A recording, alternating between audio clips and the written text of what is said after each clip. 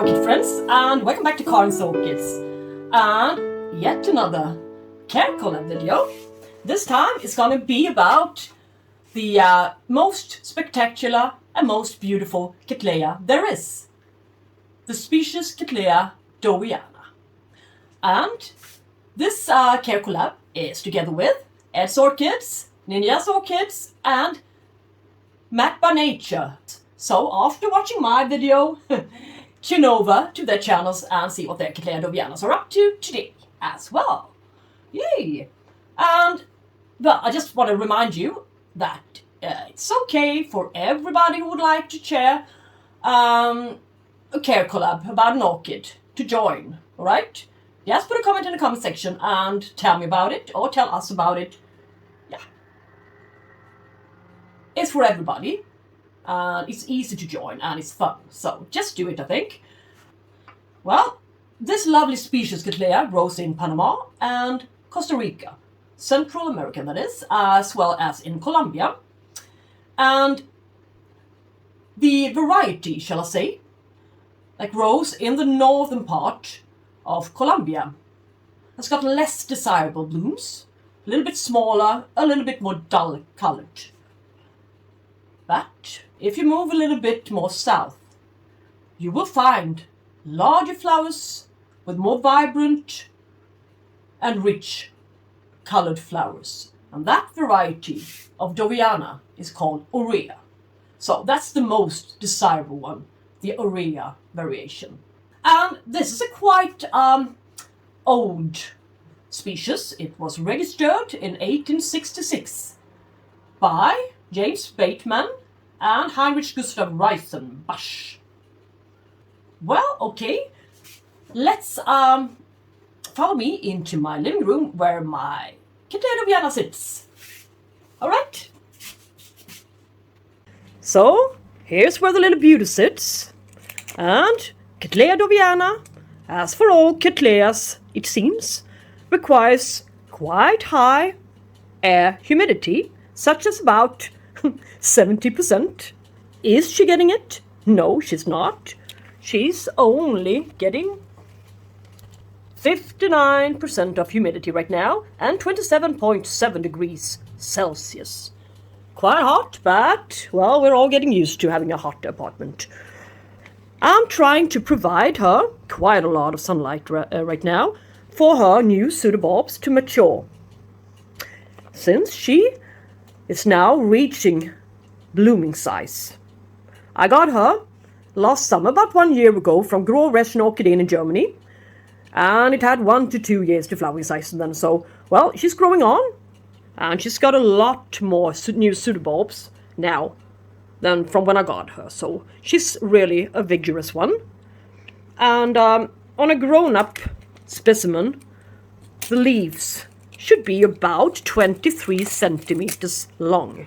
If I measure the largest leaf here, it is about 17. So it's got a little bit more growing to do before I can call her a blooming sized orchid, I think. But she's on her way. She really is. And this one is a medium sized one. And yeah, it says that it requires quite a lot of sunlight and can take direct sunlight. And it blooms in late summer, early fall. And its flowers are about 14 to 15 centimeters wide through the petals. Well, it needs quite many hours of light, about 16 hours of light. And, of course, a slight difference, about 6 degrees lower night temperatures than daytime temperatures. And it really do thrive in quite high temperatures during the summertime, between 25 to 35 degrees Celsius. So, well, we're getting there. She will really thrive in my apartment, that much I can see. And what else? I water her, yeah, as she approaches dryness. And she's sitting in bark, the same bark media as she arrived in. I never repotted her, so she's been sitting in this media for more than 1 year, I think. And I would have wanted to do a repotting on her together with you, but she's not in growing stage. So that will not happen today, unfortunately. But Well, but in a not too distant future she will be repotted. She really has to be repotted. And she's in growing stage a couple of times a year, I noticed. And she's really producing a lot of new canes. This year she produced about 4 for me. Or 3 canes perhaps, yeah. More likely. So she's quite vigorous, and this one is a really healthy one I got from Grow-Rechner. And they're known to have quite resilient orchids at that nursery. Quite strong ones. And I also noticed that the ones that I got from Grow-Rechner are not so susceptible of getting scale. They're really much more resilient than the other ones. Really resilient orchids. Good orchids. Strong ones. Well, my experience is that it really needs good air movement. It can catch fungus disease and black rot. And I lost a few of my Cattleya orchids due to black rot and to scale. So they're quite sensitive when they start messing about with the roots. So that's why it's really important that you repot this guy when it's really necessary, and as this orchid is in growing stage. Well, it needs a little bit of rest during the winter season. This one is a young plant, and I wouldn't want to give this young plant a far too severe winter resting period. But a little bit drier and no fertilizer when I cannot see any new growth or any new roots. Okay? And I fertilize her, well, just the same amount of fertilizer as I give to all my other ones. I don't really know, 250 or 300 parts per million, perhaps. And now I also want to show you this one a little bit better in a close-up in my kitchen. And I also want to show you a couple of Dowiana hybrids. And I also want to show you the reason why I'm being so reluctant to repot this orchid together with you today. Okay? Come along with me into my kitchen area again. So, here's my wonderful Cattleya Dowiana again. In a better close-up. So, you can see she's in growing stage. Lovely, strong, quite large new growth already. So it's growing on quite fast. And on the other side, there's already a new growth coming out. And along with new growth, there's going to be some new roots. But this time I'm determined to put her in bark media. In a plastic pot, of course. A little bit larger, of course. Perhaps with some perlite or mixed up with a little bit of rock wool to keep the humidity down a bit into the pot, but not too much. Its roots doesn't really like to be too wet and stay too wet. They will rot. These guys has been branching for me on the outside a couple of times already, so they're not dead. They're just not in growing stage, but they will soon be in growing stage. Yes? I think she's a really nice plant. I think I gave about €27 for this one. 1 to 2 years to flowering size. And it's a lovely one. And now I want to show you something interesting. I think it's interesting to investigate. As always, I'm a little bit, hooked up and a little bit nerd. A little bit of a nerd. That's what I am. So, I was looking at my 5 Dowiana hybrids. That's been transitioned into semi-hydroponics. This one is a lovely one. It is Cattleya daenerys la Tulière. These 4 guys I transitioned into semi-hydroponics in the middle of April. So, for about 2 months ago, that is. And this one, La Tulière, was registered in 1947. So it's a quite old cross as well. And this one has got the most part of Cattleya Dowiana in it of them all. 65% of Cattleya Dowiana. That's not bad. And she's got Labiata, Borchevicii, Tenebrosa, Mosii, and Barneri in her as well. Small parts, that is, as you can all figure out. But she's adapting quite alright, I think. Quite alright. Usually she dumps all of her root system when I repot her, but not this time.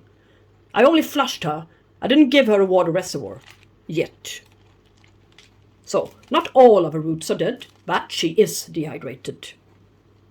Because of the lack of roots now. And she's a bit flimsy and dehydrated and quite slim pseudobulbs now, so...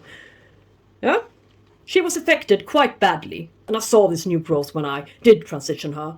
That's why I did the transition, okay? This one is also Cattleya Dowiana hybrid. It's a little bit smaller one.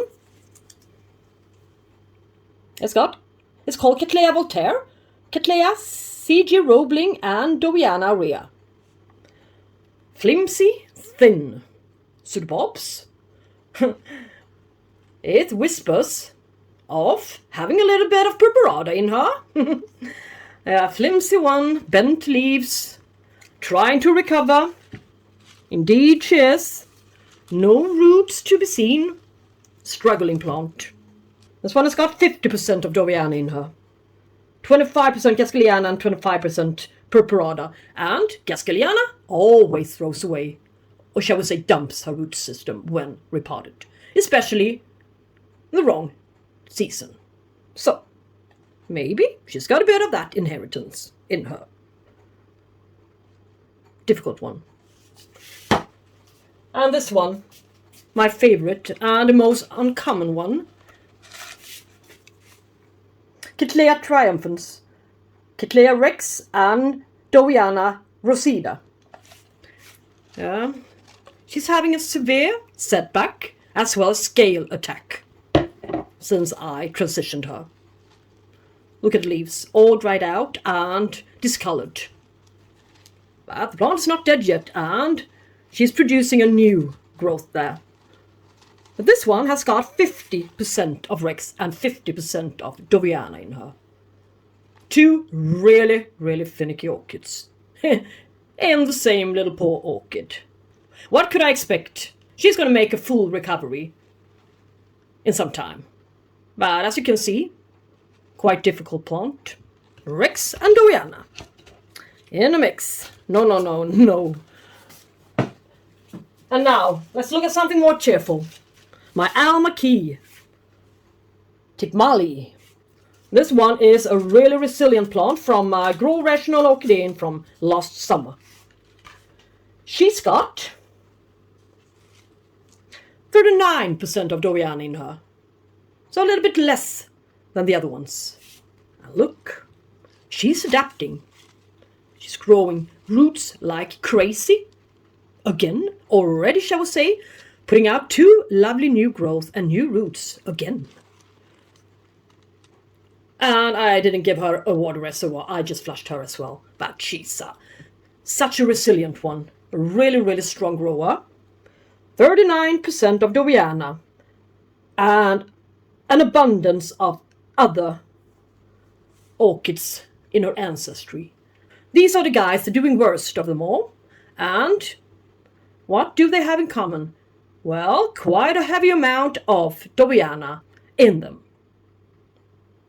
That's why I'm not gonna transition my beautiful Cattleya Dowiana Aurea